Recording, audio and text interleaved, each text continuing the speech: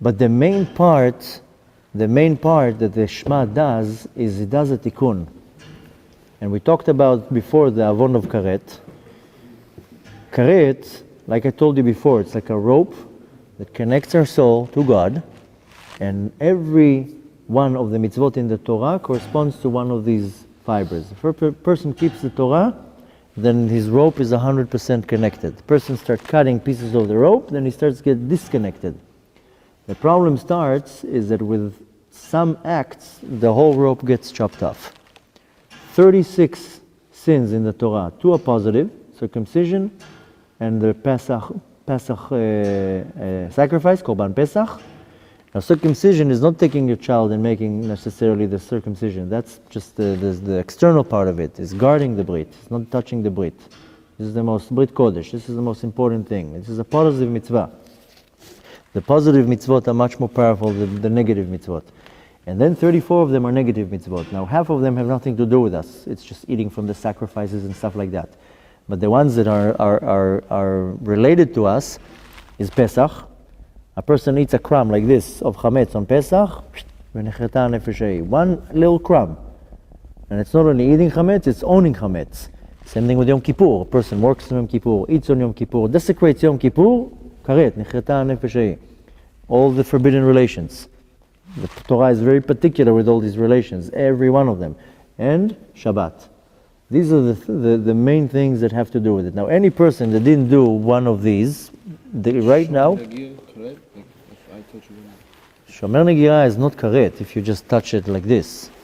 The reason, one of the many reasons that you keep Shomer Negia is that if you touch, if you don't make boundaries, then first you shake the hand. Then from a handshake it becomes you sit together. Then from here it's a hug, then a kiss, then before you know it, then you fall into a sin. The karet is when a man is with a woman together when they're not supposed to be. You're only allowed to be with your wife, and when the time that she's clean after she was in the mikveh, after she had her cycle. Any other time a man touches a woman or sperm comes out of his body, this is karet. And sometimes even a husband and a wife are together and sperm can come out. A husband and wife are together, and after she's in the mikveh, she's kosher, everything is good. One drop came out, problem. Now, it's not as severe as in a man going and doing all sorts of acts, but it still has what's called yenika lachitzonim, that the external part, the unholiness, sucks it. The Zohar explains that, there's the Samech Mem. Samech Mem is, in our simple language is called the devil, the Satan. He has a name, we don't say his name. Samech Mem is his acronym. He has a wife. And we also don't say her name. Her name is Lamed Yud Lamed Yud Taf. She's the female part of him, he's the male part of it. She, every time a man and a woman together, doesn't matter kosher, not kosher, husband, not husband, she stands there. She's just waiting for the drops to come out, and she collects the drops and puts it inside her and gets pregnant. And she brings down demons to the world. That's what the Zohar explains. So, if a married couple, kosher Jews, she went to the mikveh, everything is clean, she's not nida, she's not in her cycle. One drop comes out by mistake, this Lamed Yud Taf, she takes this drop, so much more so, that's already B'Kedusha, it comes from like a factory of Kedusha. She pregnates herself and brings down to the world a demon. So much more so when it's not in a holy way. She goes and collects all these drops and she gets pregnant and demons come down to the world. So when you see ISIS, you can kind of relate where they're coming from. They're not humans. It's not a human thing to cut somebody's head off or to put somebody on fire or, look at any army, soldiers in the world, they kill the enemy. They don't do all sorts of demonic things. That's not a normal thing. So then, people say, where did this ISIS come from? Yeah, there's demons. They come down to the world. They get dressed into bodies. Half the people, that are like that, you see that they're not really human. So even a married couple, chas v'shalom, can fail with zera levatala. 1 drop, 2 drops come out. There's a lot of laws in that. But we're talking right now when it's not done b'kedusha, when a man goes and does whatever he wants, with himself, with not himself, with girlfriends, all this stuff. This is a severe sin. Not only that it's the power of it is karet, the result is karet, A man can do in one act 3-4 kritot in one shot. Not with his wife while she's in her cycle and she's not Jewish and in one shot. The damage that is done is not fathomable.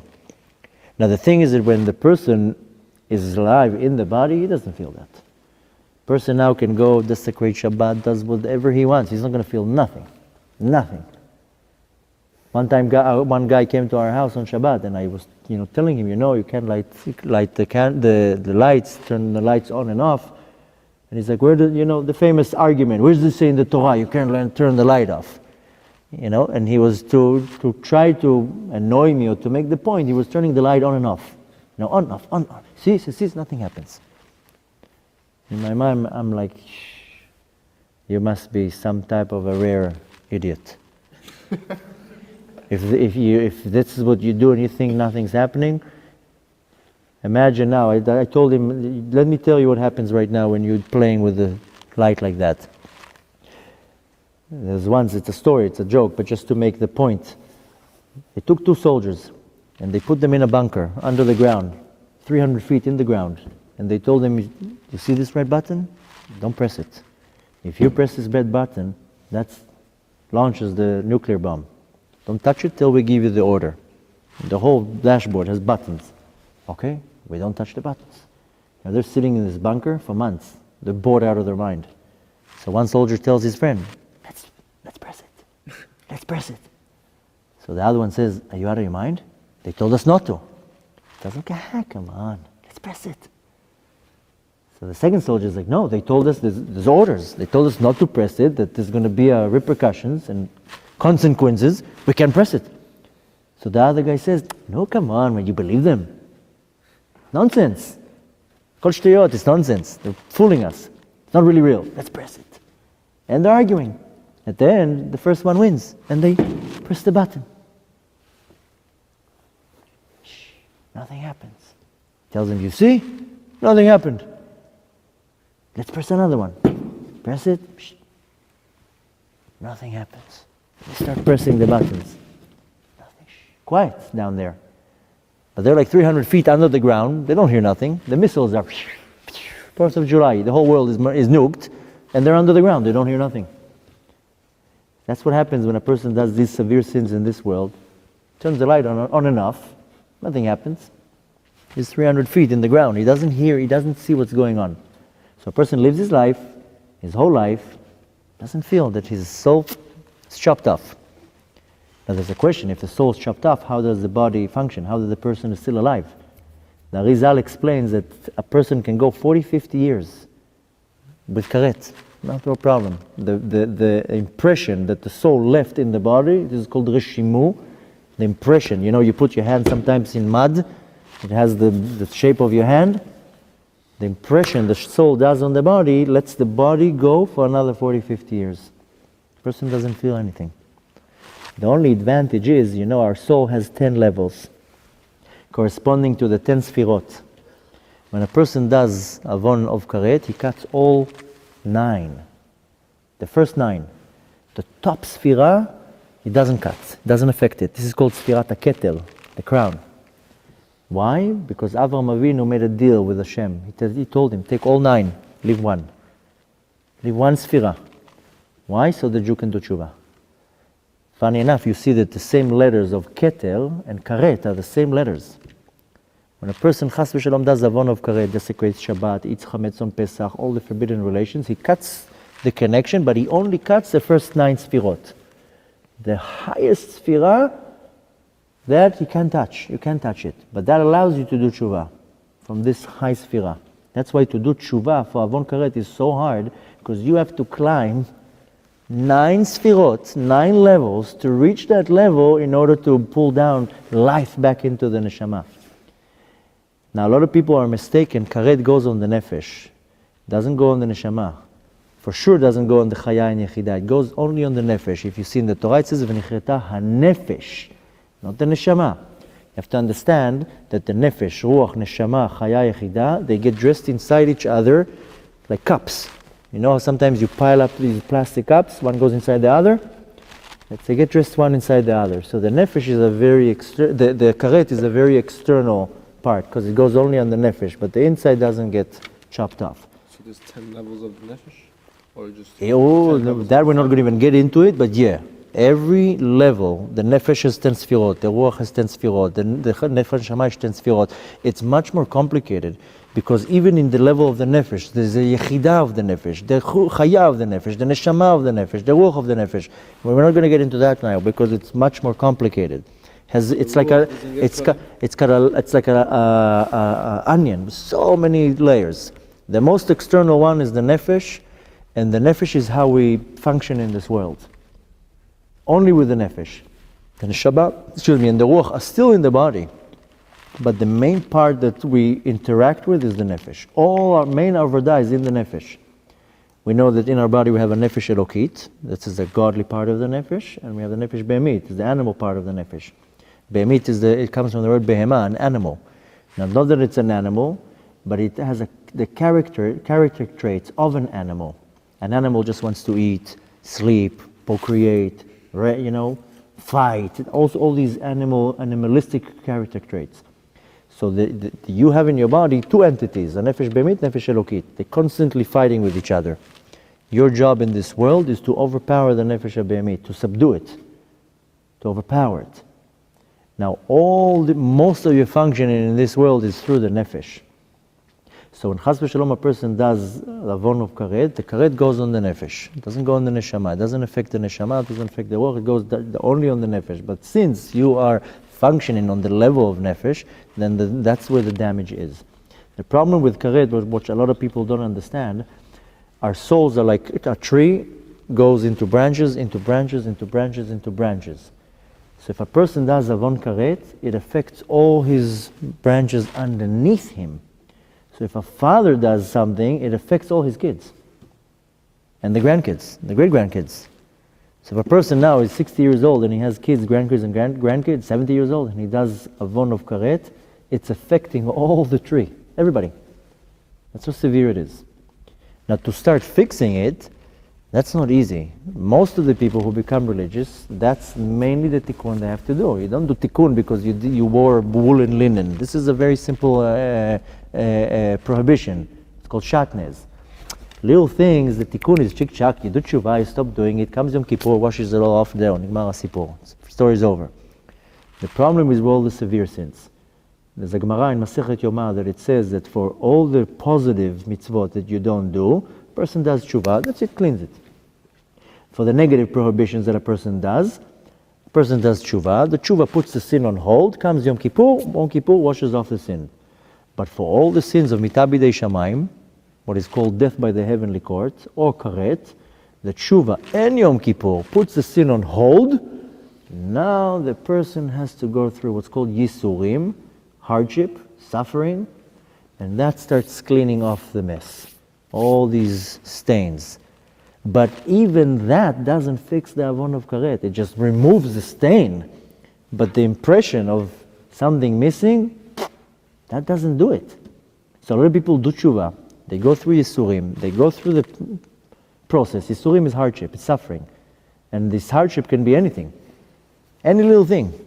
Our sages say in the Gemara that even if you put your hand into your pocket and you had the intention to take out $1 and a quarter came out, that's Yisurim. That's how the sages say that's what Yisurim.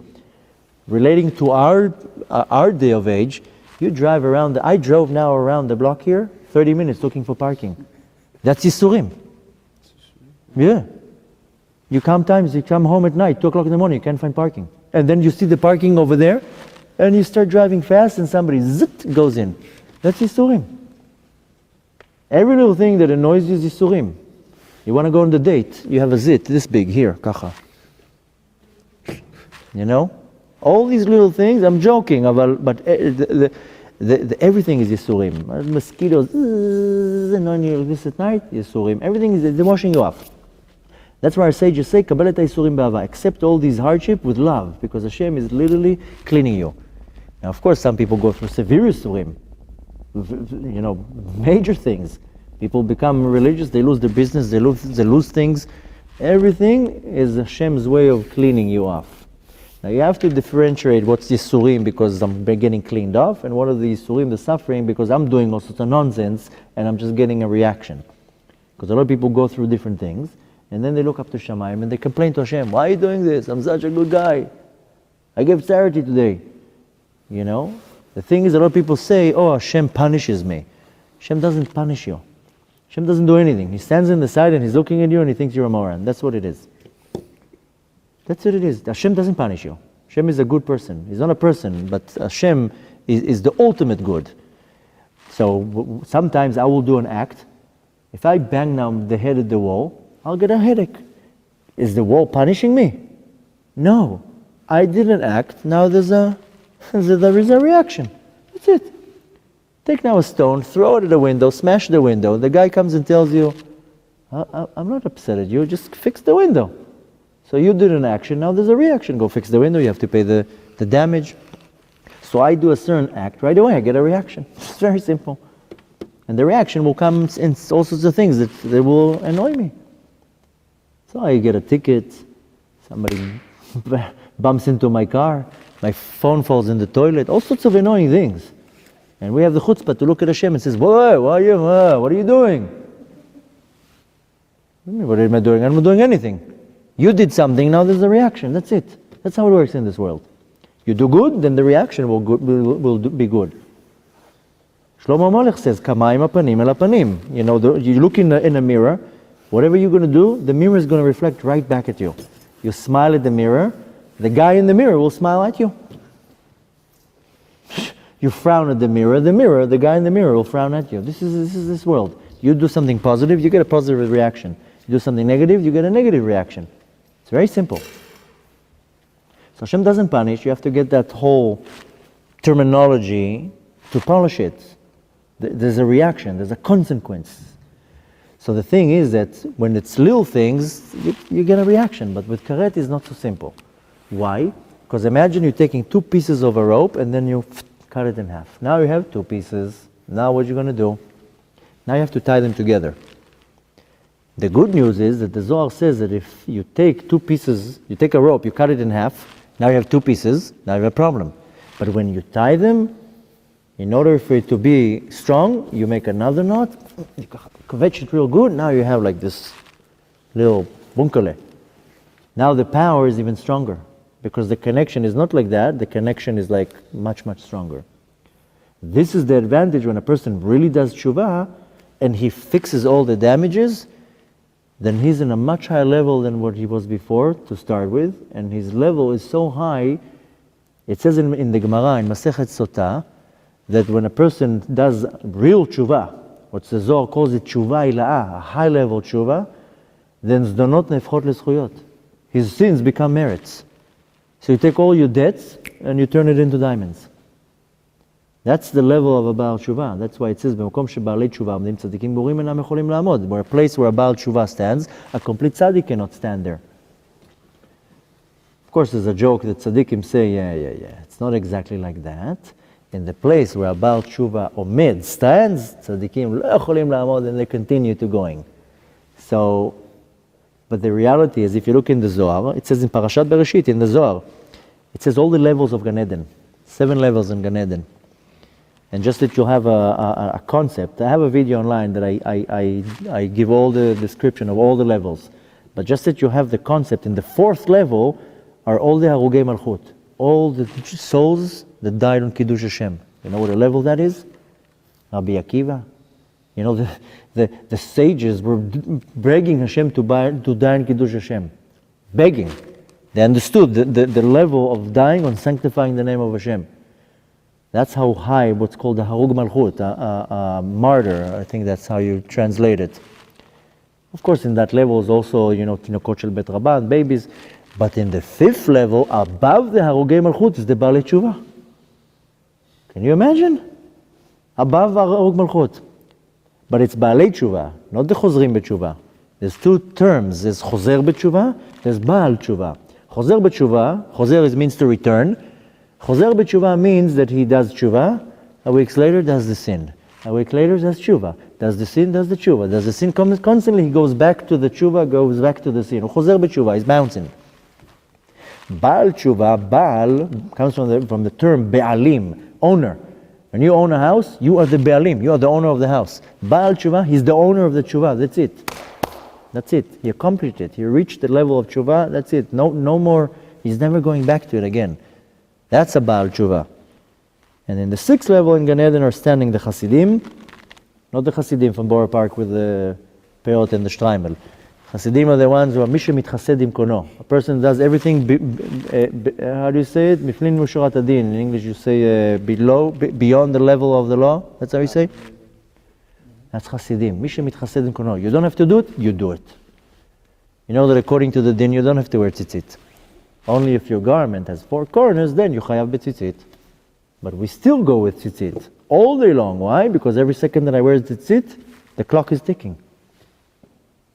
There's so many mitzvot that we don't really have to do, but we still do it. This is called miflim mishurat adin. I really don't have to do this right now, but I am still doing it. So people, you see the people who go the extra mile, these are mamash chasidim, that they do beyond what they're supposed to do. But a Baal Tshuva is a very high level, and in order to reach the level of Baal Tshuva, you have to perform on a very high level. There's a lower level Tshuva, it's called Tshuva Tata'ah, that's how the Zohar calls it. Tshuva Tata'ah means lower, which means that I don't do the sin anymore, that's it, I didn't do it anymore. Which in itself is a high level, to stop the sin completely. But that's it, I just stopped. I just closed the how do you call it when the pipe explodes and you have a... No, you have a nezila. How do you say nezila? Leak. A leak. So you close the leak, that's it. But you put something on it. It's tshuva tata'ah. You just stop the leak. You stop the problem. Now you have to do tshuva, you have to fix it. Now when it's simple sins, then you fix it pretty quick. But the sins of karet, the way to fix it is that you have to climb to such a high level. You have to climb to the level of the sphira of keter. Which means that you have to go through all the sfirot in your nefesh to reach to the highest level. That's why we read in Elul and Yom Kippur, Mima'amakim kraticha Hashem, from the depth I called you, because you're all the way in the bottom and you have to reach all the way to the top. So there's many different ways how our sages tell us to fix it. If a person desecrated 1 Shabbat, now he has to keep 2 Shabbat in order to overpower it. You did 1 time the damage, now twice you have to do it better to rectify it. How do you keep 2 Shabbat? How do you keep 2 Shabbats? It's not so easy. First of all, you have to make sure that the rest of your life you really keep the Shabbat the right way. Now, there's a simple explanation. The simple explanation is that now I'm keeping Shabbat. But if I now bring you to my Shabbat table and now you're keeping Shabbat, now I have 2 Shabbats. Now if you're now keeping Shabbat for the rest of your life, you're keeping Shabbat 15,000 times, I now have 15,000 Shabbats. So this is a very simple explanation. It's not so easy, because a lot of people say, "What? Like how many people I can bring for Shabbat?"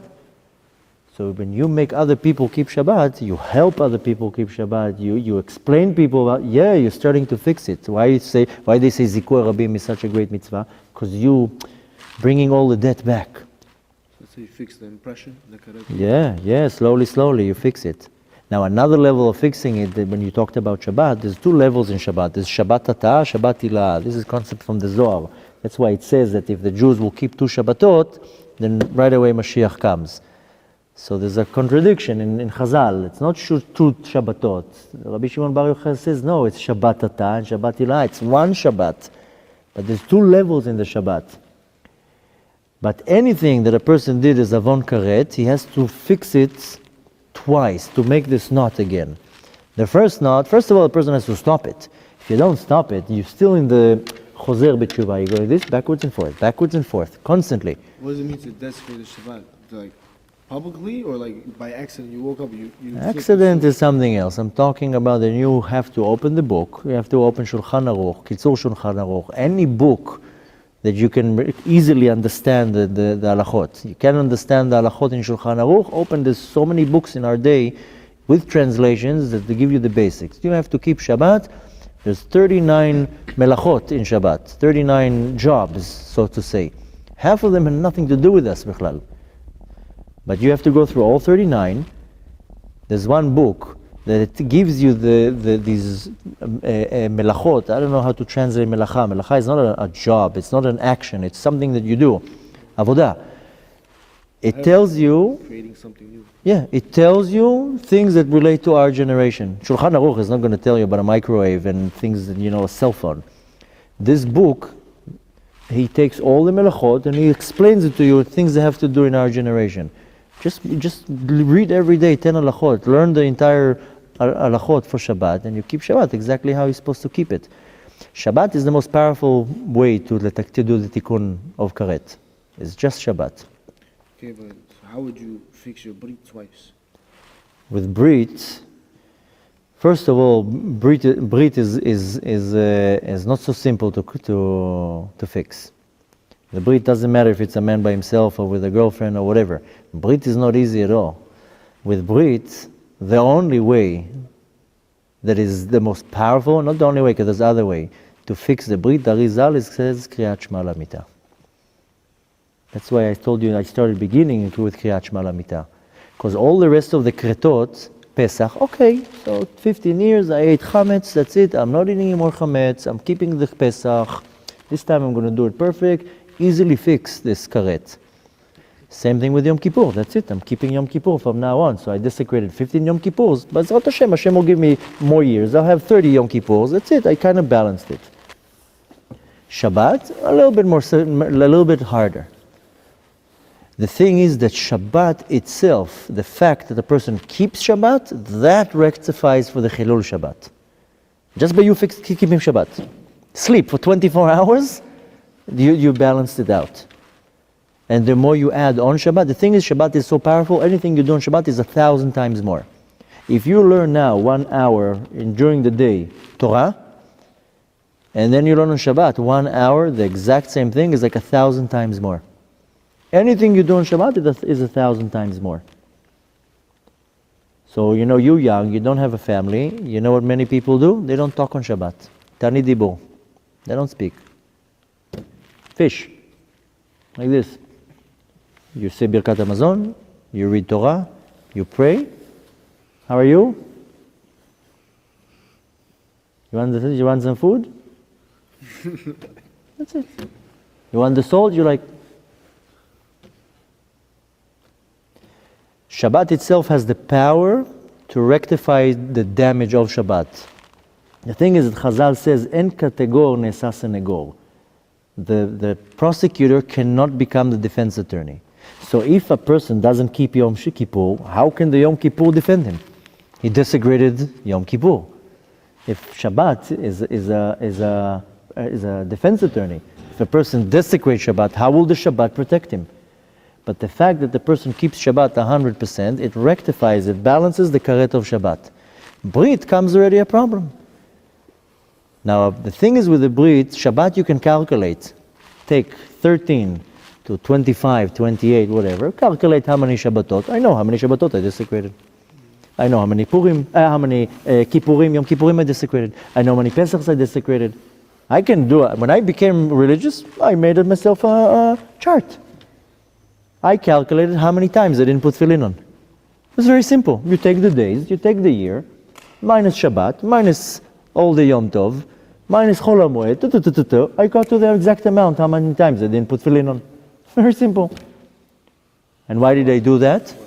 You know why I did that? Because the problem with a positive mitzvah, with mitzvah taseh, versus a negative mitzvah, when you don't keep a negative mitzvah, the problem is the damage that you do is you just damage something that exists. Okay? You took a 10-pound hammer and you smashed a hole in the wall. That's it. You do tshuva, you clean the hole. That's for a negative mitzvah? That's for negative mitzvah. You just did damage for something that exists. You know what's the power of a positive mitzvah when a person didn't say? A person didn't say Kriat Shma one time in the day. He was mevatel. He didn't do a positive mitzvah. You know what happened? He had the opportunity to bring godly light into the world, to get a sachar, to do something positive, and he missed the opportunity. That's it. He lost it. That's it. Never comes in. Never comes back. It's literally like calling your boss and telling him, today I don't want to come home. I don't want to come to work today. So the boss tells you, no problem. Take a day off, but you're not getting paid for this day. That's it. He's not punishing you. He's just telling you, you're not coming to work today? I can't pay you for this day. So if I didn't put tefillin on today, I had the opportunity to do something positive, to create something. When I do a mitzvah, in the spiritual term, what happens? I bring godly light into the world. This is called hamshacha. I pull down, I created a channel, I created what's called a tzinor, I make space and I bring Hashem down into this world. I bring godly light into this world, to my soul, everything, and I get a reward. The reward that I get is the mitzvah, schar mitzvah mitzvah. This is the reward I get. I don't get a check. Now if I didn't do it, I'm missing something. I can never bring it again. That's it. That's it. Why do you have to calculate? Because I wanted to know exactly how many times I missed the mitzvah of tefillin. Why? Because now I have to fix it. Now if I'm in a minus 5,000, that's it. Today I'm doing tshuva and I'm starting to put tefillin on. So from this day on, I put tefillin on, then I'm good. But what about my minus? My minus, I have 5,000 times that I didn't put tefillin on. I have to rectify it. So you know what I do? Once a week I go out to the street. You want to put tefillin on? You want to put tefillin on? You want to put tefillin on? I put 5 people tefillin on. That's it, off my balance. Didn't you say that when somebody does tshuva, it erases the chataim? No, that's tshuva ilah. That's another simple tshuva. But when I go now and I convinced you to start putting tefillin on, I'm starting to add to my balance. And that's with everything, not even with tefillin. I just calculated how many times I didn't say tefillin. How many times I didn't say Kriat Shma. How many times I didn't say all sorts of things, Birkat Hamazon.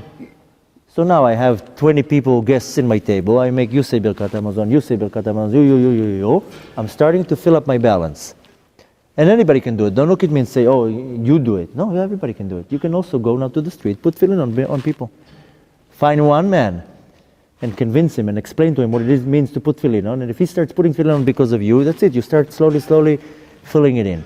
So with almost all the mitzvot, you can easily rectify. You can balance it. One of the main problems is exactly what you said, is Brit. How are you going to fix it now? How am I going to fix this? Here comes the Arizal and says, to fix the Karet of Brit, Kriat Shma Al Hamita. This is the tikkun. Okay, but what is the kavanah that you're thinking? Why are you saying? When you saying Kriat Shma Al Hamita, your kavanah right now, that every word that comes out of your mouth, you're killing all these mashchitim, and you fix the whole entire thing. Your kavanah, when you start saying it, you're saying, right now, I'm guarding my body. Right now, I'm doing tshuva. Right now, I'm doing tikkun to my sins. I'm doing now a tikkun. Now, most people, they come now home. What is it now? Midnight. Most people come home now. Oh, I'm tired. You know? No, you go home now and you say, okay, let me say 5 minutes. Kriat Shma Al Hamita, 10 minutes. Yeah. You're allowed to say it in your bedroom? You can say it almost wherever you want. But like I said before, since it's a prayer, you don't want to just say it in pajamas, like on the bed, like, you know, like... No, I'm saying I'm in the clothes I'm in right now, but in my bedroom. Yeah. As long as there's no toilet in the bedroom, the toilet, you close the door. The thing is like this. For a married man, it's not good to sit in the bedroom, because it's enough that his wife is in the room and he looks at her and he starts thinking what he wants to happen after, then he's not concentrating on what he's doing. But if you by yourself, you're single, you sit in the room, you clear your mind, you take 5-10 minutes out of your life, because almost any person can find that they waste hours a day on nonsense. So instead of being 2 hours on Facebook, be 1 hour and 40 minutes and take 20 minutes to sit and do tshuva right before you go to sleep. And in your mind say, okay, now I'm about to do this prayer. I'm about to surround my body now with guards, so my body will be safe.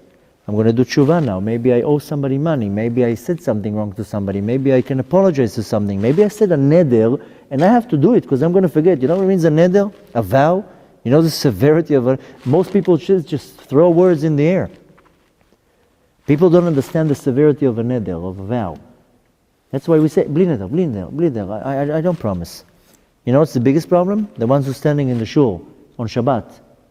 Who wants the Kohen? Pa'amayim chai, shalosh pa'im chai, 5 times chai. In the shul they look very, very important when they raise the hand.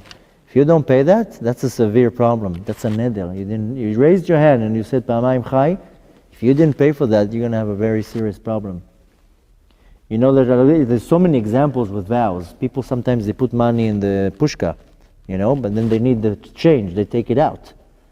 They do all sorts of transferring. Once you put the money in the pushka, that's it. It's neder. You can't touch it. I vow that it goes to this organization. If it's a pushka that doesn't have names on it, that's something else. But you can use the money only for charity. But sometimes people put it in the charity, whatever it is, for the shul, for their organization they like, and then they move from one to the other. You're not allowed to do that. So we have to be very careful with our mouth. So what I'm saying is that on Kriat Shma, you're doing tshuva. But the third thing you have in your mind, you're saying, okay, I now did so many averot, so many chilulim, so many times I desecrated my brit. Now I have the opportunity with my mouth to annul it, to cut it. And you say it with tachanun and vidui. You don't take the shortcut. You do it the right way. The Arizal says that dafka when you say vidui, yashamnu, bagadnu, chatanu, and you take on yourself the 4 mitot bedin, you accept on yourself, that's when you do tikkun for dafka for avon habrit. If you look, not in all the nosachim they have it. The Arizal made the nosach that you accept on yourself arba mitot beidin, that you say, if I desecrated this avera, I take on myself the death of stoning, of skila. You're accepting the depths of the heavenly court. Then when you do vidui, vidui is not just saying Hashem lo baganu. You have to understand that right now that I'm confessing for something that I did. You have to really internalize it. But the Rizal explains, this is the time you do tikkun, dafka for avon habrit. The thing is, when a person does a sin, he creates one malach, right? With the avon habrit, a person can create 100,000 like that in one shot. You have to kill them all. Part of the tshuva ilah is also to kill them. Let's say a person now stopped. That's it, no more. I'm closing the shibel. That's it. Nothing comes out anymore. But you still have these angels running around the universe. You have to kill them. So just by closing the tap, it doesn't kill them. You have to do tshuva. And the way to kill it is Kriat Shma Al Hamita. Now, why did I say before there was ladies there? Why did I say ladies also have to? They also have partnership in the sin. They also have to do Kriat Shma. Now we know, according to halacha, any thing, any mitzvah that is bound by time, shazman garma, a woman is that she doesn't have to do it. That's why women, they're not obligated in many things. But the Kriat Shma Al Hamita, woman is obligated. She's obligated because when these 4 mashchitim come down to the world, they don't care, woman, man, they don't look at the gender. And women are not so holy that they all day long. They also have problems.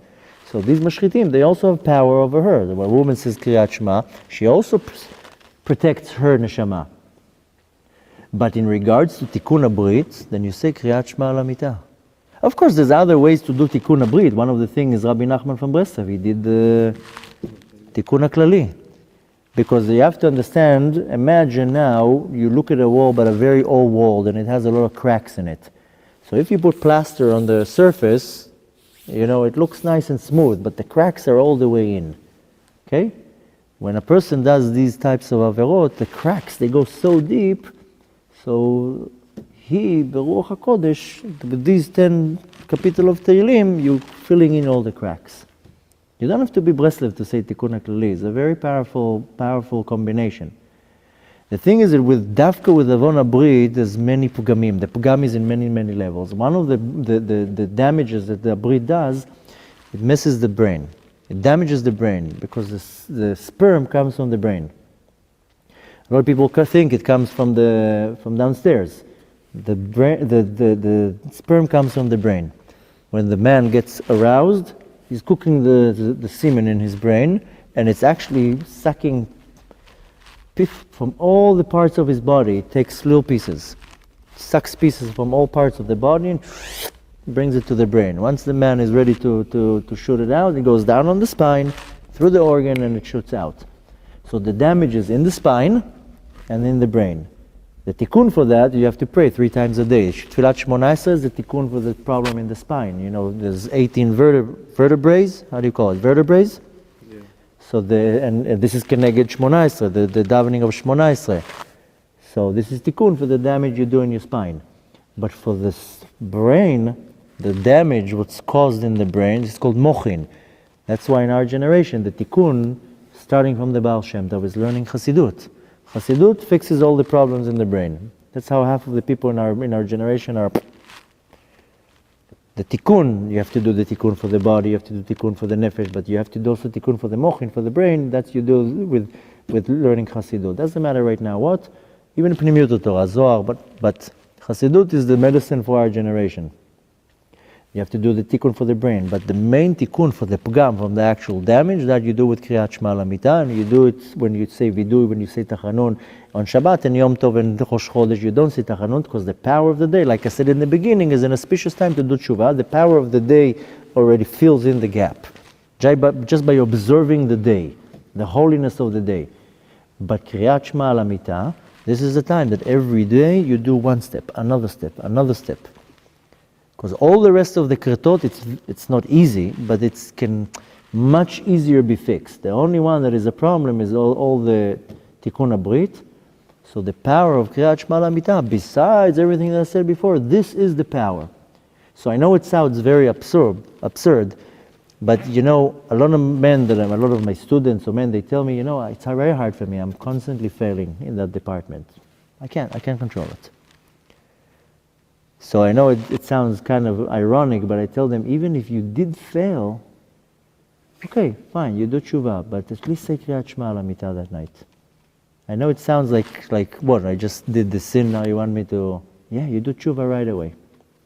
Yeah, go take a shower real quick. You can't say anything b'kedusha before you go to the mikveh.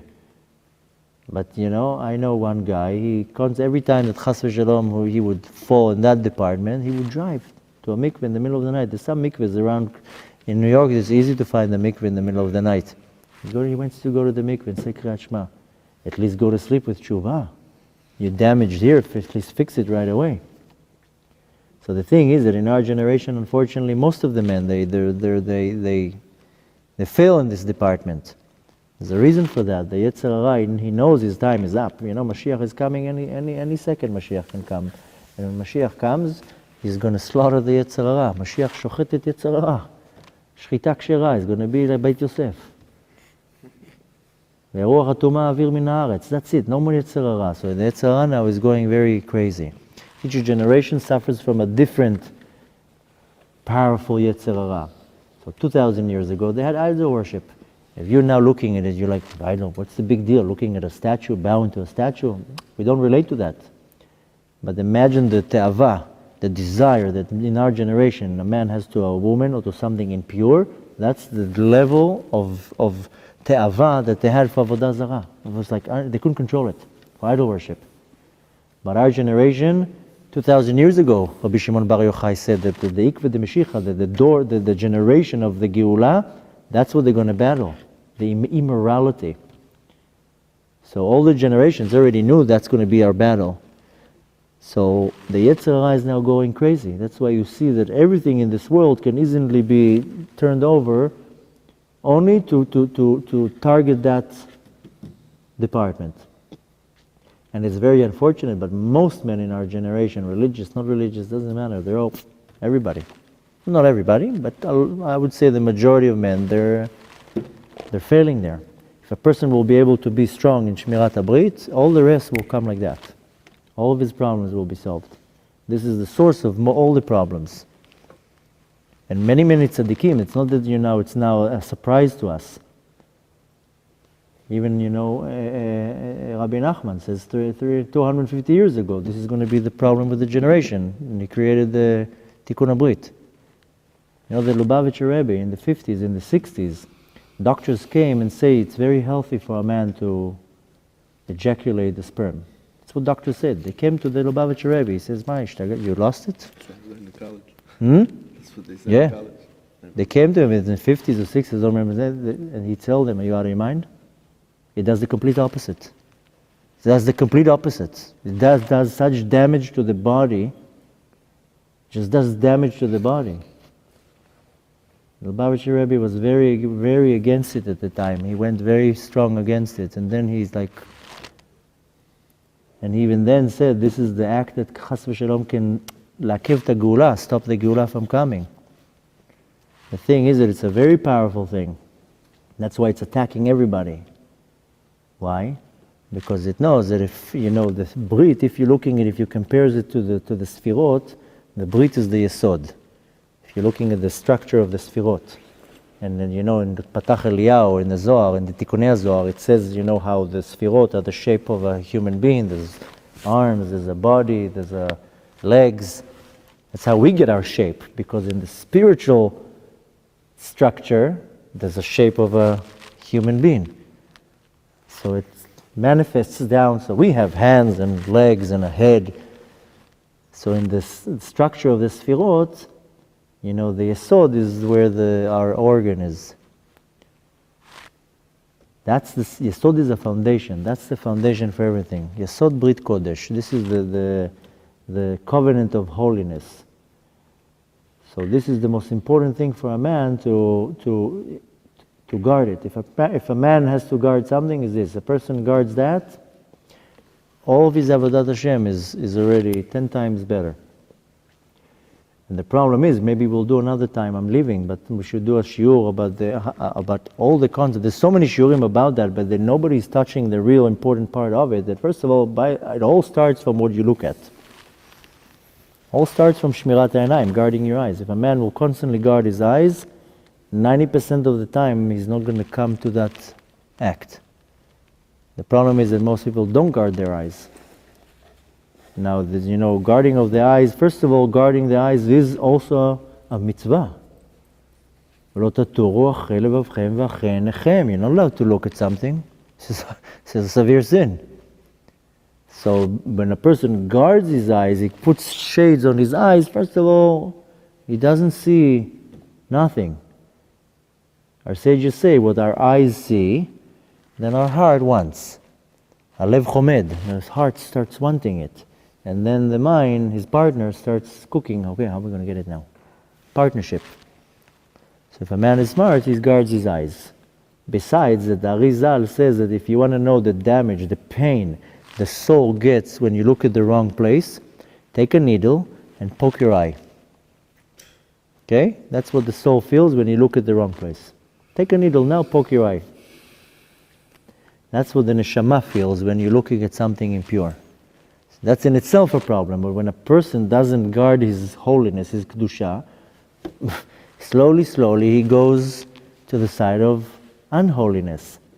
And the most severe part of it is when he comes and desecrates the Brit. He demolishes the Yesod, the foundation. Everything, you build now a building. If the foundation is not strong, the building will collapse. When a person damages the Yesod, the foundation, the whole structure collapses. So, the Zohar is the most extreme about it. Half the Zohar is just talking about the Brit.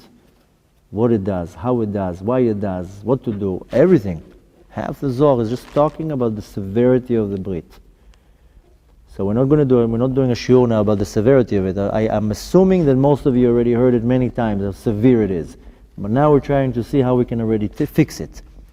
So part of the fixing, there's many different things. First of all, is not doing it. Second of all, is you have to load as much as kedusha as possible. And many little different things. But the main thing, this is what the Arizal says. It's not that I'm inventing something. I'm reading from the book and I'm giving it to you. The Arizal says that the most powerful time to fix the Avon Brit is in doing Kriat Shma Al Hamita. He gives an example that how does a person really finalize his tshuva. Hashem brings him back to the same situation, has the opportunity to repeat the sin. And if he doesn't, then he kind of finalizes his tshuva. Now what happens when you something with this type of sin? How many times can you come to the same opportunity and not do it? But all day long, you're going to come to opportunities? So first of all, yes. Because every day you walk in the street, you have the opportunity to every second take your eyes up, take your eyes down. Every time you open the computer, shut down what you don't need to see. So you have the opportunity to constantly return to the same time, to the same opportunity, and not to do it. This is when you really seal the tshuva. But the Arizal says that how do you do it? You can't really do it over and over and over. Again, going back, just to Kriat Shma Al Hamita. Not anything else. Everything else also helps, but a man wants to really fix that karet, because the problem is that, especially in our generation, that's the main part, that's the main thing that most people get, they fail in karet. If a person still doesn't keep Shabbat, he has to start keeping Shabbat. The person, Pesach and Yom Kippur is easy. It's very easy not to eat chametz for the whole week. You sell your chametz to a non-Jew. Pesach is very, very easy. You, like that, you do it. Yom Kippur also, 24 hours, you shut your mouth. Big deal. Most people, even the not religious people, they keep Yom Kippur. So you got these two out of the way. Shabbat is a little bit a harder one, but it's also doable. Those are the only karets that apply to us? They apply to us, because half the other kretot has to do with everything that has to do with the sacrifices. Eating from the sacrifices that is called kodshim, eating the chelev, the fat from the inside. There's all sorts of things. There's nothing to do with us. We don't do that. The ones that relate to us is mainly circumcision, which circumcision is the Shmirat HaBrit. And then Shabbat, and then Yom Kippur, and then Pesach, and all the forbidden relations. You have to understand that most people in this world are failing in the forbidden relations. A man and a woman that are not married according to the law, Kedat Moshe b'Yisrael, every time they're together, they're doing a sin. You know how many couples in the United States, there was a Reform rabbi or a woman that did the ceremony, there wasn't kosher witnesses, the ketubah is not kosher. These people, they're married, and every time they're together, they're doing a sin. Every time. You know how many women in America, in the world, that are Jewish, they don't go to the mikveh? They're all the time nidah. They're all the time impure. Every time the husband is with her, avon karet. It's a husband. He's not cheating on her. You know how many couples I remarried? Because they were like, yeah, I got married 20 years ago. You know, the rabbi was a woman. There wasn't witnesses. There wasn't it wasn't done right. Okay, go to the Rabbanut now. We have to get remarried. Up until now, everything was done not so good. So there's a lot of problems, especially in our generation. But a person can fail in that department, can be a very honest person. Yeah, but with his wife. Or a man now, look at any secular single man that goes every night or every week to a club, hooks up with a woman every time. Ta, ta, ta, ta, ta. You don't have to do it with yourself. Our problem in our generation that men just, they save the money on the club, they just stay at home. So it's sad, but that's the reality. The problem is that all the rest of the stuff is much easier, let's call it. But dafka, the forbidden relation, it's not only when a man is, looking at the computer or movie or whatever. That's one thing. But also a man with a woman. A man goes now with a woman that she's not Jewish, not his wife.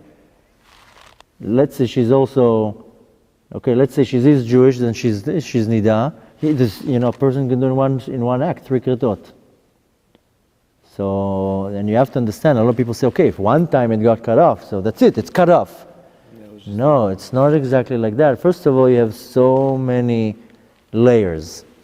Second of all, again, this is a spiritual thing. It's not a physical thing that you cut it off. It has, look at a tree now.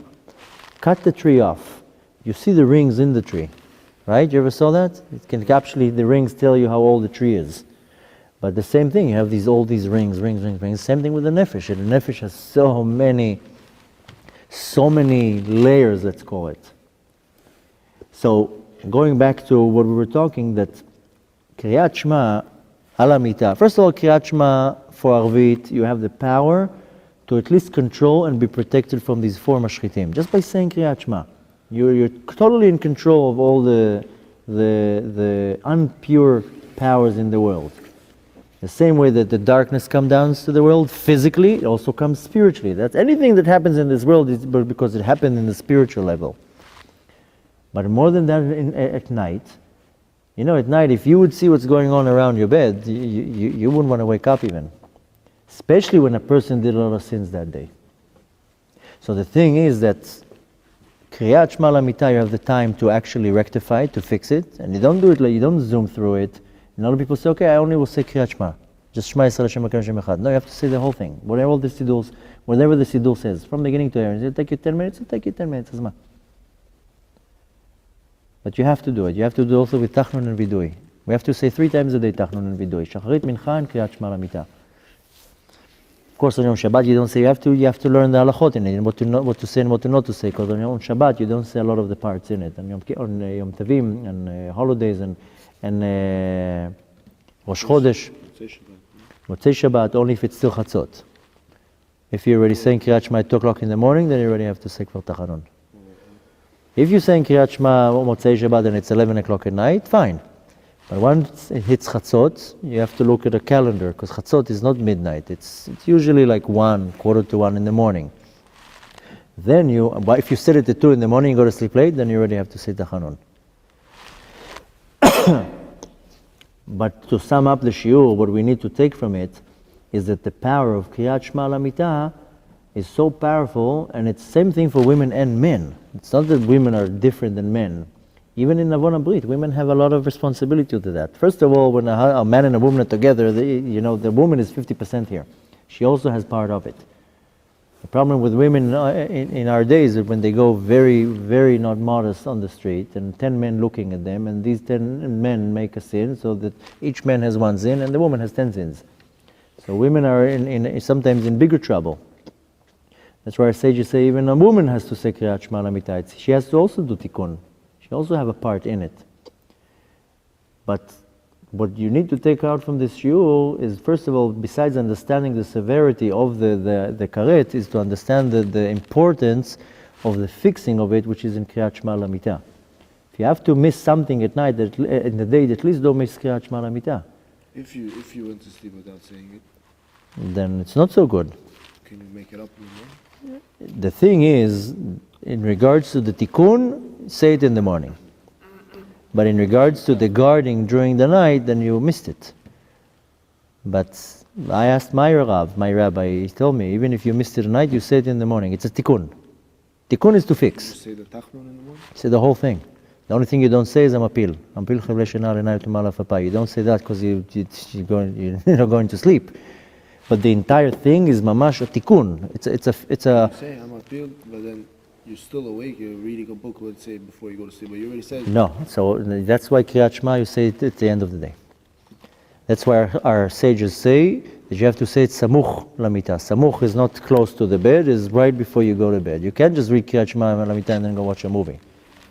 The thing is like this. This is what my rabbi told me. If you're dead tired, and you know that if you're going to push the Kriat Shma all the way towards the end, and there's a good chance you'll fall asleep and crash, then say Kriat Shma half an hour before you go to bed. Just make sure you're saying it. So, but he told me this in the regards that I sleep 2-3 hours a day every day during the week. Every day I come home 2-3 in the morning. I sleep 2-3 hours a night. Comes Shabbat, I'm already like, half asleep. So I told him, what is better? That's how I asked him. I told him, what is better? To say Kriat Shma dressed, but an hour before I go to bed, or to say Kriat Shma with my pajamas very close to the time that I'm sleeping, but there's also the chance that I'm going to crash. You know how many times on Shabbat I sit in the Shabbat table and I'm like, tired. First one. So he told me, if you know you're going to crash, say Kriat Shma even if it's an hour before you go to bed. Just make sure you say it. Same thing with Birkat Hamazon. You know how many people, they on Shabbat meal, they don't say Birkat Hamazon. They sleep, they fall asleep, they forget. It's very easy to wash, but to remember to say Birkat Hamazon, a lot of people forget. Or then 72 hours pass, you can't say it anymore. So, excuse me? Minutes or hours? Well, 72 minutes, sorry. Thank you. But with Kriat Shma Al Hamita, my rabbi told me, even if it's an hour before you go to bed, make sure you say it. It's more important to say it an hour before you go to bed than to miss it. With Hamapil? No, without a mapil you have to say, see, here comes a problem that a lot of the nosach, they say the mapil ba'atchala, in the beginning. In my siddur it says that I could say Hamapil without Hashem's name. And then exactly. And then when you ready to go to bed, then you say with Hashem's name. But you say it again with Hashem's name? Just the bracha. But the thing is, it's not a long, it's just the paragraph. There's one paragraph. Right? Yeah, so you say that. So I say that again. Yeah. The best way to do it is you say Kriat Shma Al Hamita and that's it, you finish your day. That's the best thing to do. But again, if you're gonna come home and you're saying, let me just say it now because I'm sharp, I'm awake, then I'll go take a shower, then I'll put my pajama on, then I'll relax, maybe, Again, it's better not to do anything, not to drink, not to eat, not to talk. You say Kriat Shma, you go to bed, you finish the day. But again, if you have to weigh the what's more important, saying it or not saying it and falling asleep, then say it half an hour before and eat something, drink something, whatever. It's not the best, but it's better than not saying it at all. But you want to make sure that you're doing every day. It's a very powerful tikkun. And this is a tikkun for the nefesh. You see in many different things that we read all sorts of tikkunim. Tikkun is to fix. Like we said, tikkun klali. It's fixing. We're at the holiday of Shavuot. We read tikkun lil Shavuot. Tikkun is when you fix something. Kriat Shma Al Hamita is called the tikkun. And this tikkun is mainly for the avon of Karet. And Karet is even the Pesach, the Passover, and Yom Kippur, and Shabbat is also not easy to fix. In order to fix it, besides the many little remedies that we hear when we read from many different places, the concept that you have to understand that the rope got cut off, now you have to tie it and you have to tie it again. Once you tie it again, that's it, it's strong, it doesn't have the impression anymore. On the contrary, you have this little ball there. But in order to do that, you have to do double the knot. Double the knot is, like I said before, lifni mishurat adon, beyond the letter of the law. You have to do much more extra. That's why the tshuva, if a person does a very low tshuva, it's called tshuva tata. Okay, he. How do you know if you're doing a high tshuva or low tshuva? You know. First of all, when you do tshuva, you have to have a rabbi guiding you. The Torah tells you, "Aseh lecha rav yisalek min hasafek." Make yourself a rabbi because you don't know what you're doing. You have to have a guide that tells you what to do. You have to have a rabbi. But the thing is, if I'm going to come now and tell you, listen, I want you to work for me, and I'm willing to give you $1 million a year. You want the job? Okay. But there's one condition. The plant is in Brazil. I need you to learn Portuguese. Go to the school, learn half a year Portuguese. I need you to learn how to talk, write, and read. You're going to go there like a ninja to do that. Why? Because I'm giving you $1 million a year. You see the benefit in here. So if I want now to be Eved Hashem, the worker of Hashem, Hashem tells me, go to yeshiva for half a year, for a year, learn the language, learn how to speak, learn how to read, learn how to write, learn the language. Now you have tools, go out to the world, do whatever you need to do. So if I choose to be the servant of God, I have to learn the deal. You can't become religious by watching videos on YouTube. You can't. I met this guy not too long ago. He told me, last couple months, I'm I'm mitchazek, I'm getting stronger and this and like this. And I told him, it's amazing. Where do you learn? So he tells me, I don't really learn, but I watch videos on YouTube. I told him, YouTube is not a yeshiva. YouTube, you watch videos, when you're working, you want to watch something once a day, you want to learn a shiur, it's hard for you to get, that's very nice. I also put videos on YouTube. You need to sit in the yeshiva with a book, with a rabbi, with a chavruta. You have to learn. This is, videos are very good. Videos is when you're sitting and working, or you're driving in the car, or whatever. You kill time. You see a shiur. Or it's hard for you to get to a yeshiva. You designate an hour a day that you sit like this in front of the computer. I'll tell you what's the problem with watching videos on YouTube and Torah Anytime. Because you're watching it in the machine that brings the temptation. So I know so many people, they watch the hour of the class is over. Okay, let me just check this site here, over here. Let me just go see here what's the news. Somebody sent me a message on YouTube, on Facebook, and after the Torah class, everything. So, that's the problem with a lot of people that they go and watch Torah classes on the machine that brings them into the situation that they feel. So if a person has 100% control of the environment, fine, keep the machine. Keep the phone, keep the computer, fine. If you can't control yourself, don't put yourself in this situation. This is the Yetzer Hara telling you, fine, go watch a movie, go watch a shiur now. Yeah, learn Torah now. Learn 2 hours, yeah. And when you're done with the 2 hours, since you're already here, why don't you check this site and that site? Yeah. So You have to be smart. You can't let the Yetzirah, trick you. So YouTube is good, Torah Anytime is good. I also put videos online. You see every lecture I video. Why? Because I want people to see it. But you want to learn Torah, you have to go to yeshiva. Doesn't matter who you are, how old you are, business, not business, student, doesn't matter. You can go to yeshiva 2 hours a day, you can go to yeshiva 12 hours a day. But to learn Torah is in a yeshiva where it's holy, where there's books, where your phone is on silent or the phone even is off. And you learn with the Rav, you learn with the Chavruta, you learn in a group. This is also beautiful. But you want the $1 million job? Guarantee you're going to go to learn the language. So I want to be the servant of God. I got to learn the language here. So that's how you asked before, how do I know how to keep Shabbat? Yeah, you go to yeshiva and you learn it.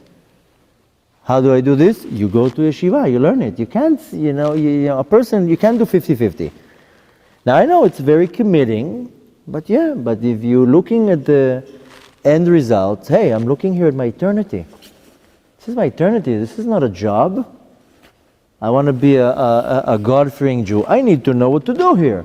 I'm going to get married one day. My wife is going to ask me questions. Oh, I put the spoon here. By mistake, I poured the milk in that bowl. What do I do? What are you going to look at your wife like? Call the rabbi. Okay, so it's fine also to call the rabbi, but you need to know what to do. Your son comes and tells you something. You need to know what to do. So the thing is that when you're looking at the end result, you're looking at your eternal life. You say, this is not a part-time job. I need to know what to do here. So you take time out of your day and you learn. I have a lot of friends, they're businessmen, they have multi-million-dollar companies. They learn 2 hours a day, 3 hours a day. There's no excuses. There's no such a thing. People tell me I don't have time. There's no such thing. There's no such a thing that a man can say, I don't have time. Guarantee you can find easily 2 hours a day to learn Torah. And if you learn less than 2 hours a day Torah, this is not meat. It's not enough to get you going. If a person will put a priority to learn 2 hours a day Torah, most likely half of his problems in regards to his Yetzer Hara will be somehow under control. Because his mind is not constantly on nonsense. His mind is, what the Sugiyah I learned in the Gemara 2 hours ago.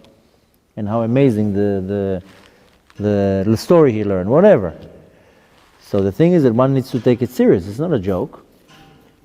So I don't know how we sidetrack to that, but the fact is that the fact you already got to the point that you understand what's going on, you have to know how to deal with it.